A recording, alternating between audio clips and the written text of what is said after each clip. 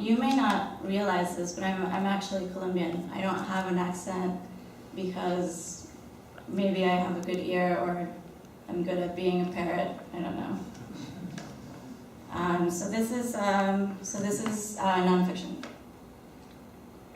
We called our grandfather Nono and our grandmother Nona, pairing them together by a similar name, even if all they ever did was open pathways away from one another. The first time Nono saw her, Nona was laboring up the mountain in the barrio of Cristo Rey in Ocaña, Colombia, carrying 2 buckets full of water on a yoke. At the bend of the dirt path, he stopped her to introduce himself. She did not put her buckets of water down. She saw Nono, swooping his hat off, bowing low.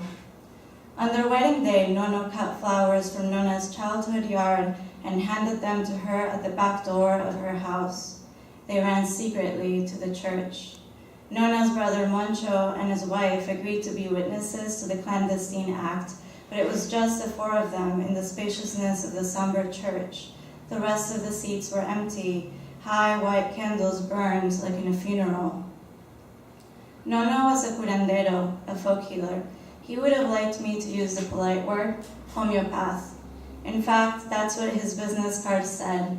Rafael Contreras, a homeopath, cures you of all kinds of illnesses: diabetes, sinusitis, epilepsy, cancer, and witchcraft. Licensed by the Scientific Center. Of course, there is no scientific center.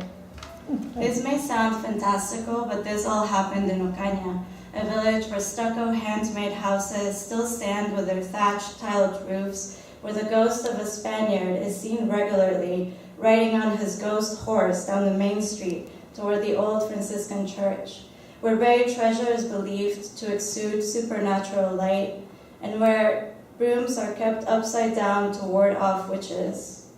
Myth hangs in the air in Ocaña. So it will make sense when I tell you that one of the things said about Nono is that he had the power to move clouds. All the tias and tios witness, but they don't exactly remember. Mami says he saluted the 4 directions, starting with the west, going counterclockwise. He recited a prayer she could only hear intermittently. Being a woman, Mami was not allowed to stand by Nono when he performed his magic. From as close as he would let her stand, she heard the word palas of the cunas. She heard the word water. She heard the word wind. Tia Nancy doesn't remember him saluting the directions at all, but she remembers the way he raised his hand to the sky, palm up, tracing the path he wanted the clouds to take. The tios, who could have stood by Nono to hear the prayer, were never interested in his magic. Well, Tio Victor was keenly interested, but Nono told Mami that Tio Victor did not have the testicles to be a curandero. Nono would have liked to teach everything he knew to Mami, because Mami had the strength and volatility of a mountain beast. That was actually Nono's nickname for Mami. Ay, mi animal de monte, if only you had been born a man. Nono taught Mami a few things anyway, even if it wasn't allowed. He taught her how to heal others through dreams, how to stop the rain, how to tell the future. Nono had an office in his house, and a long line of townspeople came to see him with their maladies. He trained Mami, a 12-year-old girl, to make the rounds along the line and to tell them and to give people readings with a tattered deck of cards. He taught her how to read people, how to tell them a good story. Nono was illiterate, but he knew how to spin a good tale. He could quote Shakespeare, "All the world is a stage and we are merely players." Pretty soon Mami had quite a following, and the townspeople came from near and far to have their future read by the small little girl. Nona had a part to play in the business too. Nona was the one that kept track of the bookkeeping. She saw people out and told them how much they owned. Nono and Nona were happy when they were together. They worked well together. But Nono had girlfriends. They dotted the Colombian map in a marauding wave, marking Nono's annual journey to the coast and the Amazon, where he visited and learned from other curanderos. Mami says grandmother Nona hated Nono, not because of his infidelities, but because he refused to stay. Nona tried to cure Nono of his vagabond spirit with her pregnancies. 10 times Nona was pregnant, 10 times Nono left. My mother was named after a woman Nono had in Brazil, Jenny. She was the only daughter given that high honor. Every time Nona was away, Nona hid in the cesspool by the lemon trees and locked the wooden door. She laughed hysterically until she began crying, until her weeping looped back, until she was laughing again. The tias and tios knelt outside the door. "What's so funny, Mama?" It didn't occur to them that Nona was crazy with grief. Grandmother Nona squirmed in hate of Nono while he was away, but the moment he returned, her anger dissipated like magic. It must have been his charm. He arrived dressed in dazzling white, removed his white Panama hat, and greeted by the tumult of his 9 children, he sang to Nona always the same refrain. "Mi negra is missing. I mourned her by the sea, beautiful mi negra. Where can she be?" As if he had not spent half a year traveling the country by foot.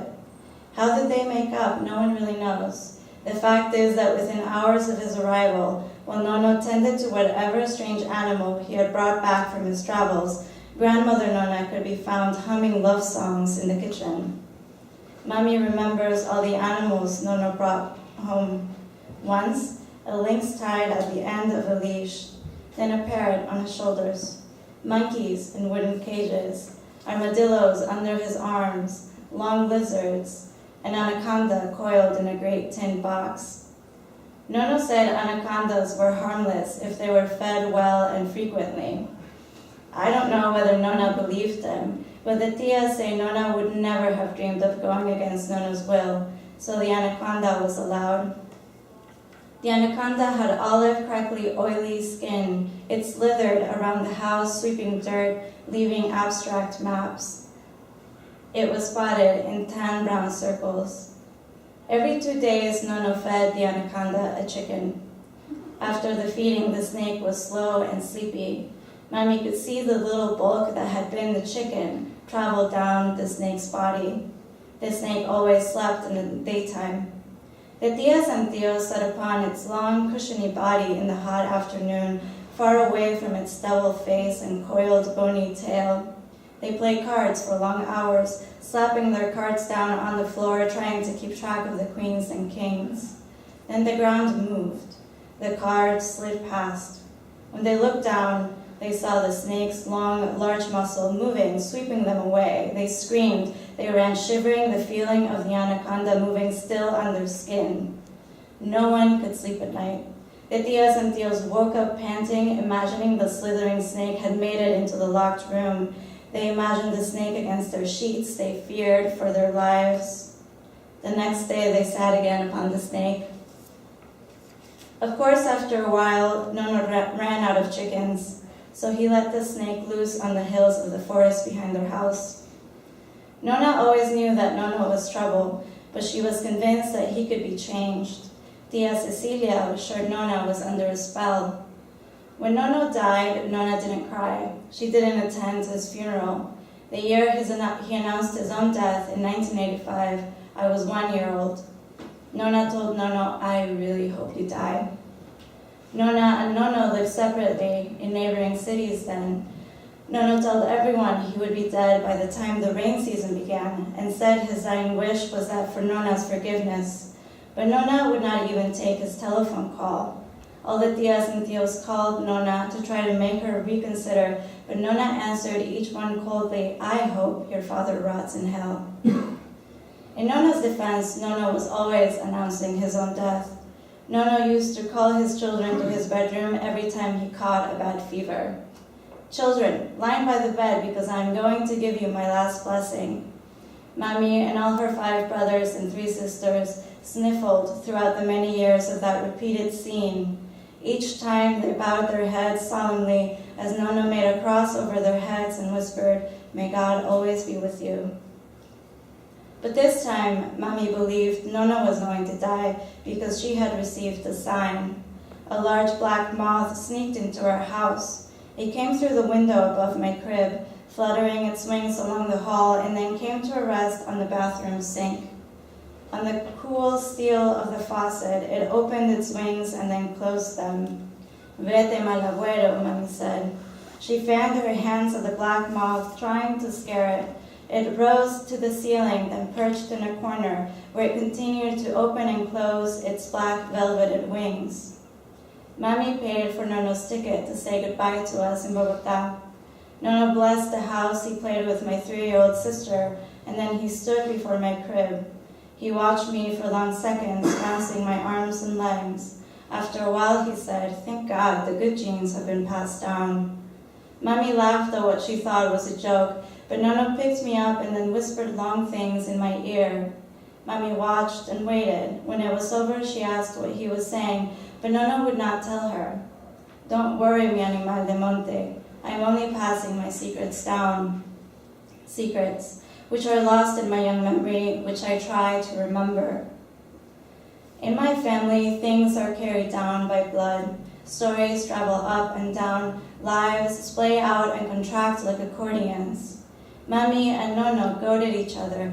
They begged each other again and again for the same stories, the same retelling. They cast their narrative nets back and back, constantly bringing this detail and that detail into the present, just like Mami and I do now. Mami says the three of us are the same. We are the only ones preoccupied with the past. We are the ones gravitating to each other to tell and retell the same old tales.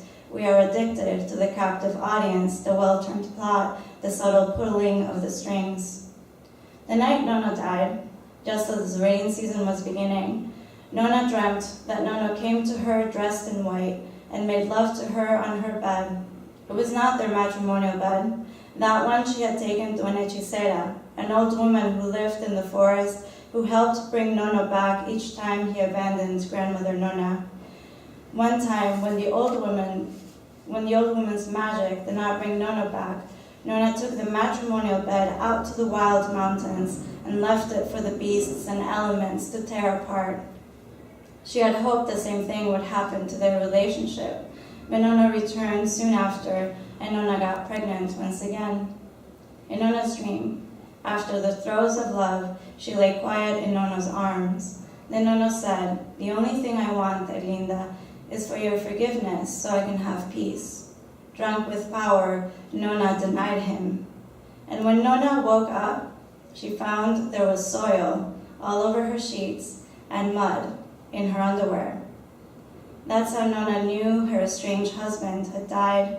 She wasn't surprised when Tio Victor called her the next morning to tell her that Nono had been found dead from a heart attack, naked and clutching the shower curtain, stumbled on the floor of his bathroom. But she remained aghast at the mud. She told everyone, "Now I know what it's like to make love to a ghost." Thank you.